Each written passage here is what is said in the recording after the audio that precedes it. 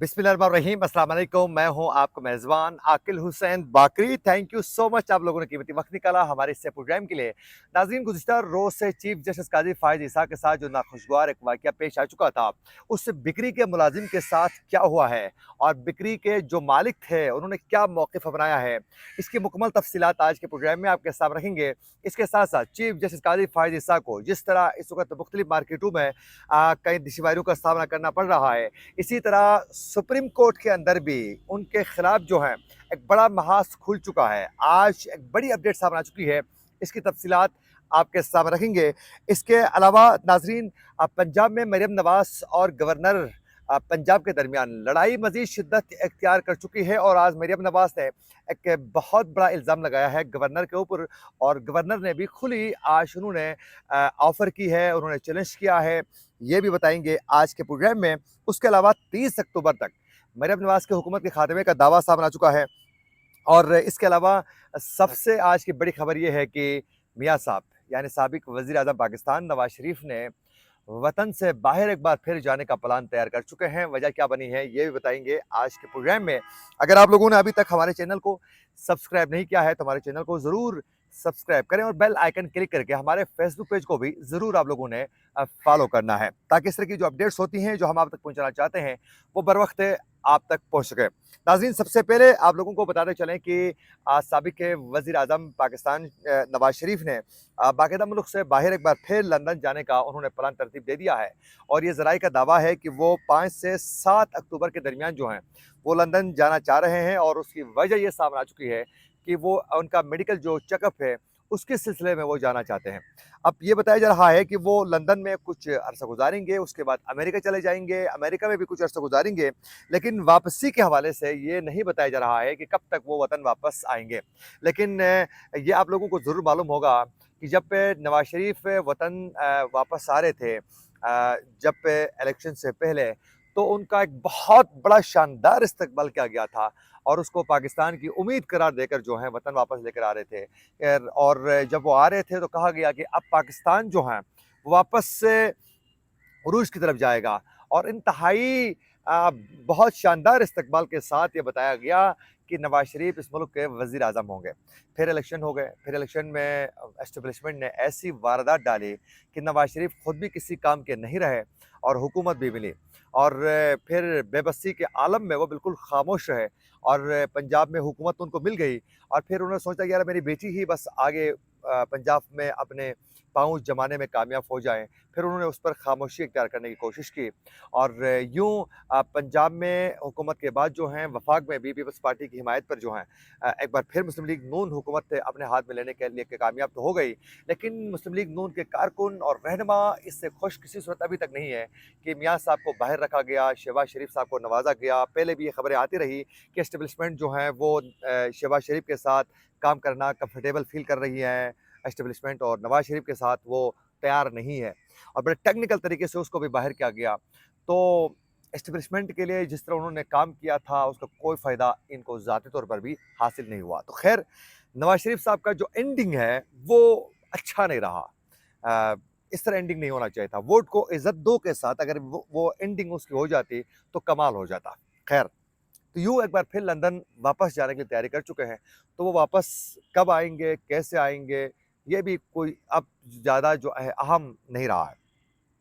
इसके साथ-साथ नाज़रीन, पंजाब में इस वक़्त मरियम नवाज़ और गवर्नर जो पंजाब है, उनके दरमियान वीसीज़ की तैनाती का जो मामला है पंजाब में मुख्तलिफ़ यूनिवर्सिटीज़ में, वो मामला मज़ीद शिद्दत इख्तियार कर चुका है। अब पे मरियम नवाज़ साहिबा जिसको वो वीसी बनाना चाहती है पंजाब यूनिवर्सिटी का, वो उसको एक्सेप्ट नहीं कर रहे हैं और इसको मानने के लिए तैयार ही नहीं है गवर्नर साहब। अब पे मरियम नवाज़ साहिबा ने आज ये दावा किया है कि पंजाब यूनिवर्सिटी में हम मेरिट को देखकर वीसी तैनात करना चाहते हैं, लेकिन गवर्नर साहब अपने मखसूस एक शख्स को नवाजने के लिए सब कुछ कर रहे हैं और लेकिन मैं मेरिट पर काम कर रही हूँ, मैं दिन रात काम कर रही हूँ, मैं सब कुछ करने के लिए तैयार हूँ, लेकिन मेरिट को मैं पामाल करने के लिए किसी सूरत तैयार नहीं हूँ। ऐसी वजह से वो तस्लीम नहीं कर रहे हैं। जबकि गवर्नर का ये दावा है कि अगर उसके पास कोई प्रूफ है कि मैंने किसी से 2 करोड़ रुपए लिए हैं, 2 करोड़ छोड़ो, 2000 भी किसी ने देने का दावा किया है तो वो मेरे सामने लाया जाए। और उन्होंने फिर ये भी कहा है गवर्नर पंजाब ने कि मैं तो मेरिट पर ही बंदे की तैनाती की बात कर रहा हूँ। मैं तो उन्होंने कहा है कि हम तो चाहते ही हैं कि मेरिट पर साफ़ और शफ़ाफ़ तरीके से वाइस चांसलर की तैनाती का मामला हल होना चाहिए। उन्होंने कहा कि बाकायदा जो कमेटी तश्कील दी है, वो भी जो है साफ़ और शफ़ाफ़ नहीं है। तो ये दावा जो मरियम नवाज़ ने किया है, इसको मैं दो टोक अंदाज़ में रिजेक्ट कर रहा हूँ। ये बाकायदा उनका दावा है। तो यूँ इस वक़्त गवर्नर पंजाब और मरियम नवाज़ जो हैं, वो बहुत ज़्यादा एग्रेसिव अंदाज़ में एक-दूसरे के खिलाफ जो हैं, खुल के सामने आ चुके हैं। इसके साथ-साथ तहरीक-ए-इंसाफ के रहनुमा हैं सेनेटर ओन अब्बास ने ये दावा किया है कि 30 अक्टूबर तक जो है मरियम नवाज़ की हुकूमत का खात्मा होगा, ये उनका दावा है। अब ये दावा सच होता है या नहीं होता है, ये तो 30 अक्टूबर के बाद ही देखा जाएगा। लेकिन तहरीक-ए-इंसाफ ने एस्टेब्लिशमेंट के साथ भी बात करने के लिए एक बार फिर दोबारा दरवाज़े कल खोल चुकी है। अब देखें, अभी तक तो कोई एस्टेब्लिशमेंट का बंदा उनके दरवाज़े में नहीं आया है। देखते हैं कल तक कोई दरवाज़े में आता है या नहीं आता है। लेकिन दरवाज़े के पीछे तहरीक-ए-इंसाफ के चेयरमैन उनका वेट ज़रूर कर रहे हैं। अच्छा नाज़रीन, एक खबर ये है कि आप लोगों को मालूम होगा कि कल चीफ जस्टिस काज़ी फ़ाइज़ ईसा किसी बिक्री में चले गए और उनके साथ उनकी अहलिया भी थी, एक और ख़ातून भी थी।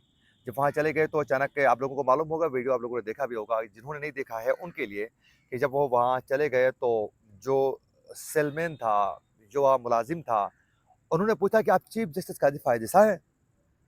2-3 बार पूछा, पूछने के बाद उन्होंने जब कन्फ़र्म हुआ कि जी, वो ख़ातून ने कहा कि जी, काज़ी फ़ाइज़ ईसा है। उसने आगे से कहा कि आपको शर्म आनी चाहिए और फिर उनको वीडियो बनाने से रोका गया। ये वीडियो सामने आते ही सोशल मीडिया में एक कोहराम बर्पा हुआ, हर शख्स ने शेयर किया। फिर पाकिस्तान तहरीक-ए-इंसाफ ने वो बिक्री की जो चीज़ें थी, फिर तस्वीरें थी, बिक्री की बाहर की तस्वीरें, वो उन्होंने उठा दी कि बिक्री कौन-सी है। फिर उसके बाद उन्होंने सोशल मीडिया में, ट्विटर से लेकर हर जगह में जो है तहरीक-ए-इंसाफ वालों ने अ, चीफ जस्टिस काज़ी फ़ाइज़ साहब के खिलाफ जो है पूरा महास खड़ा किया उन्होंने सोशल मीडिया में। अफ़वाह कुछ यूँ है कि इस लड़के की इस हरकत के बाद जो है, ये बिक्री कौन-सी थी, ये भी सामने आई है।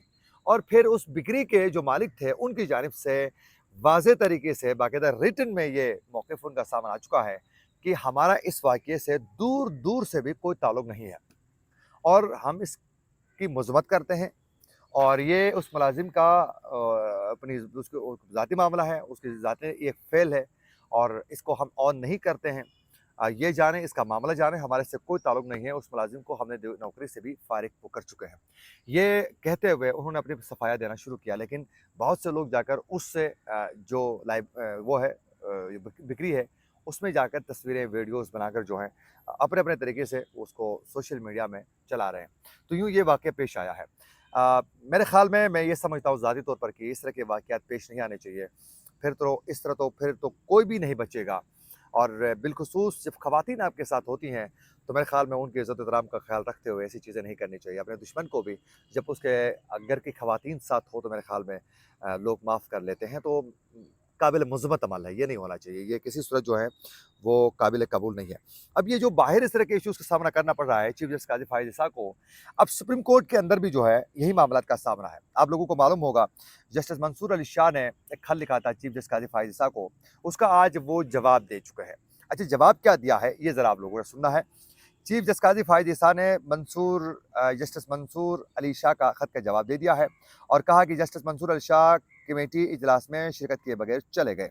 और फिर सुप्रीम कोर्ट के प्रैक्टिस एंड प्रोसीजर कमेटी के हवाले से चीफ जस्टिस काज़ी फ़ाइज़ ईसा ने मंसूर अली शाह के खत का जवाब दिया। ज़राए के मुताबिक खत में उन्होंने कहा है कि जस्टिस याया अफरीदी को जजेस कमेटी में शामिल होने का कहा गया था, लेकिन उन्होंने जजेस कमेटी में शामिल होने से माज़रत की और फिर चीफ जस्टिस काज़ी फ़ाइज़ ईसा ने वजाहत की है कि जस्टिस याया अफरीदी की माज़रत पर जस्टिस अमीनुद्दीन खान को जजेस कमेटी का हिस्सा बनाया गया है। और फिर काज़ी फ़ाइज़ ईसा ने यह भी कहा है खत में कि जस्टिस मुनीफ़ अख्तर ने प्रैक्टिस एंड प्रोसीजर कानून के मुखालिफत की। जस्टिस मुनीफ़ अख्तर ने तातीलात के दौरान कमेटी इजलास में शिरकत पर इसरार किया, लेकिन वो गर्मियों की छुट्टियों के दौरान दस्तयाब नहीं थे। प्रैक्टिस एंड प्रोसीजर कानून कहता है कि अर्जेंट नोयत के मुकदमात 14 दिनों में समाअत उनकी होनी चाहिए और जस्टिस मुनीफ़ का कमेटी में रवैया भी मुनासिब नहीं था और वो इजलास से वाकआउट कर चुके हैं। और आप लोगों को मालूम होगा कि जस्टिस मंसूर अली शाह ने तरमीमी ऑर्डिनेंस पर तहफ़्फ़ुज़ात का इज़हार किया था और वो प्रैक्टिस एंड प्रोसीजर कमेटी के इजलास में शिरकत किए बगैर वो चले गए थे। जस्टिस मंसूर अली शाह ने जजेस कमेटी के इजलास के खत में लिखा था कि कमेटी में शमूलियत से इनकार की वजह बयान करते हुए उन्होंने कहा था कि जल्दबाजी में प्रैक्टिस एंड प्रोसीजर आर्डिनेंस लाया गया है, जिसके निफाज के चंद घंटों के अंदर ही यह आर्डिनेंस नोटिफाई किया गया और कमेटी को दोबारा तश्कील दिया गया है। इस बारे में कोई वजह नहीं बताई गई, नहीं बताया गया कि क्यों दूसरे सीनियर तरीन जज जस्टिस से मुनीफ अख्तर को कमेटी में शामिल तश्कील से हटाया गया है। ये तहफ़्फ़ुज़ात सामने आ चुके हैं और आज चीफ जस्टिस काज़ी फ़ाइज़ ने उससे कहा कि नहीं, उन्होंने इनकार किया, फिर उनका रवैया ठीक नहीं था, इस वजह से हमें ये करना पड़ा। तो सुप्रीम कोर्ट के अंदर चीफ जस्टिस काज़ी फ़ाइज़ साहब अपनी रिटायरमेंट के दिनों के करीब जो हैं, वो बुरी तरह एक्सपोज़ हो रहे हैं और हर बंदा जो है उससे इख्तिलाफ़ कर रहा है और यही हालत जस्टिस पहले साबिक़ा चीफ जस्टिस जब थे तो उनके दौर में भी ये चीज़ें देखने को मिली थी, जिसमें काज़ी फ़ायज़ साहब सरफ़हरिस्त होते थे उनके खिलाफ इख्तिलाफ़ करने में। तो चीफ जस्टिस से काज़ी फ़ायज़ साहब इस वक़्त मुश्किलात में हैं और उसकी एंडिंग जो है चीफ जस्टिस काज़ी फ़ायज़ साहब की अच्छी नहीं हो रही है। उन्होंने बहुत से फ़ैसले जो हैं ज़ाती अना के बेस पर वो कर चुके हैं। इसी के साथ अपने मेज़बान आकिल हुसैन को दीजिए इजाज़त।